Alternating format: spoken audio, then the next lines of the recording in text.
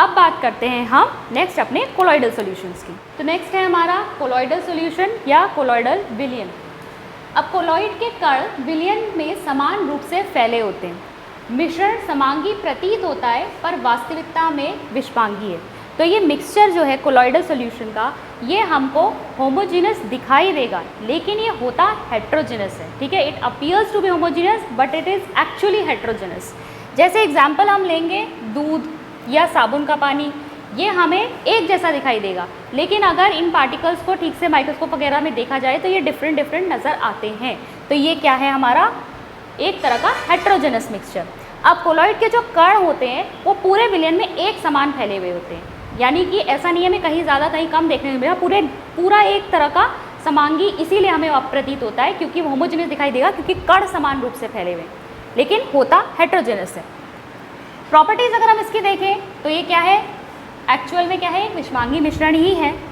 कणों का अगर हम साइज़ देखें यानी पार्टिकल साइज जो है, ये आपका सॉल्यूशन और सस्पेंशन के बीच में लाई करता है, यानी 1 नैनोमीटर से 1000 नैनोमीटर के बीच में जो है वो इसका कणों का साइज़ होता है।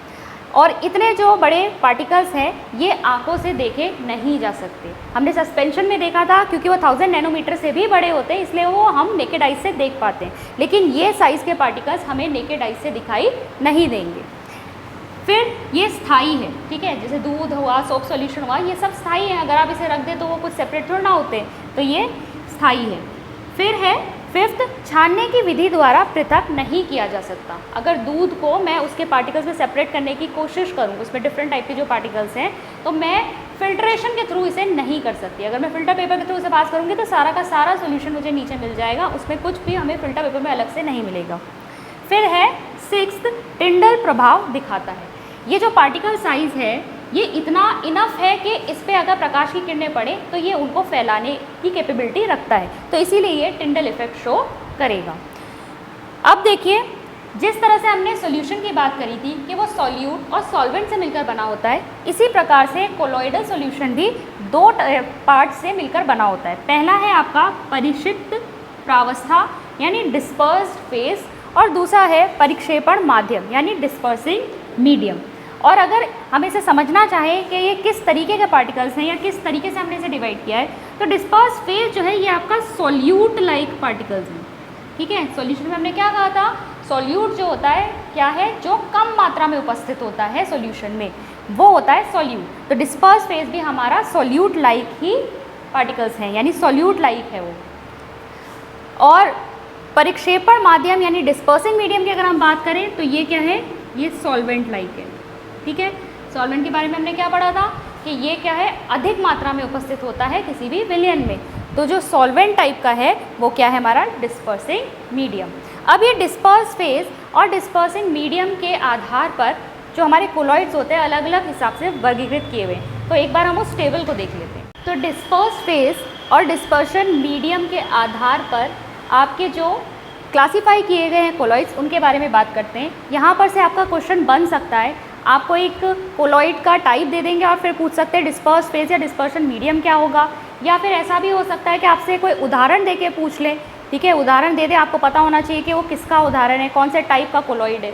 तो देखिए, परिक्षिप्त अप्रावस्था यानी कि अगर हम डिस्पर्स फेज की बात करें, अगर वो द्रव यानी लिक्विड हो और परिक्षेपण माध्यम यानी डिस्पर्शन मीडियम गैस हो, तो इसका जो कोलॉइडल टाइप होता है वो कहलाता है एरोसॉल।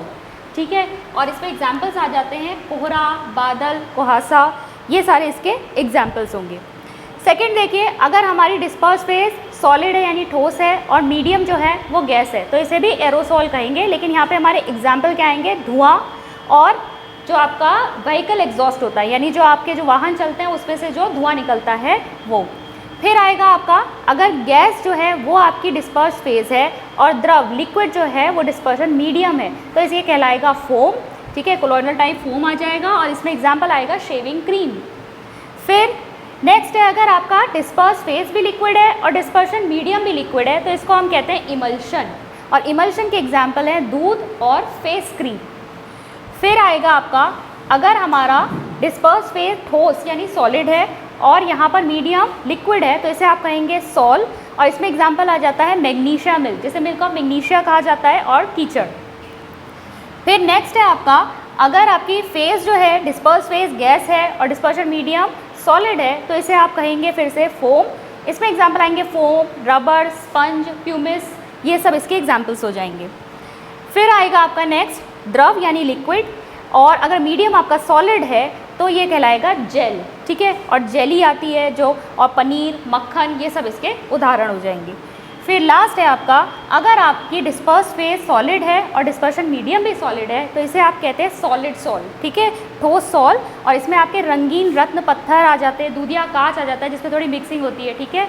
ये सब आपके एग्जाम्पल्स हो गए। तो क्वेश्चन आपका बन सकता है यहाँ से, ये टाइप दे सकते हैं और इसके ऊपर पूछ सकते हैं, इसका कोई एग्जाम्पल पूछ सकते हैं, या फिर आपसे इससे डिस्पर्स फेज और मीडियम पूछा जा सकता है। अच्छा, अब हमने बात करी थी कि कोलॉइडल सॉल्यूशन जो होते हैं उसे हम फिल्ट्रेशन के थ्रू सेपरेट नहीं कर सकते। उसके लिए एक स्पेशल टेक्निक होती है जिसे क्या कहा जाता है, अपकेंद्रीकरण तकनीक, यानी इसे सेंट्रीफ्यूगेशन मेथड कहा जाता है। ये आप लोगों ने बहुत देखा होगा अपने घरों में भी, जब जो मलाई होती है उससे क्या निकाला जाता है, घी निकालना होता है। तो सबसे पहले उसमें मक्खन निकालते हैं। पहले भगोने में जो मलाई है उसको खूब फेंटा जाता है, ठीक है, हाथ से उसे गोल घुमाया जाता है। ये एक्चुअली प्रोसेस क्या है, सेंट्रीफ्यूगेशन का ही प्रोसेस है।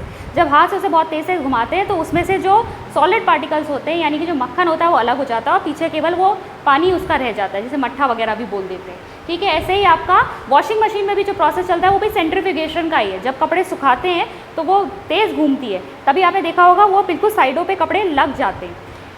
इस तरह की एक मशीन होती है यहाँ पर सेंट्रीफ्यूगेशन के लिए, जो लैब्स वगैरह में होती है, ठीक है। इसमें टेस्ट ट्यूब्स लगी हुई होती हैं जिसमें जो ब्लड के जो कंपोनेंट्स होते हैं उसको सेपरेट करना होता है। जब ये बहुत तेज़ी से स्पिन करती है तो जो हैवी पार्टिकल्स होते हैं वो पीछे पीछे की तरफ आ जाते हैं और जो लाइट पार्टिकल्स होते हैं, जो लिक्विड होता है, वो ऊपर की तरफ को आ जाता है। ये भी सेंट्रीफ्यूगेशन का मेथड है। तो सेंट्रीफ्यूगेशन की प्रक्रिया के द्वारा, यानी अपकेंद्रीकरण तकनीक के द्वारा, हम कोलॉइडल सॉल्यूशन को सेपरेट कर सकते हैं, ठीक है। फिल्ट्रेशन से नहीं, इस तकनीक से होता है। तो आई होप आज का टॉपिक आपको समझ में आया होगा। मिलते हैं नेक्स्ट वीडियो में। Thank you.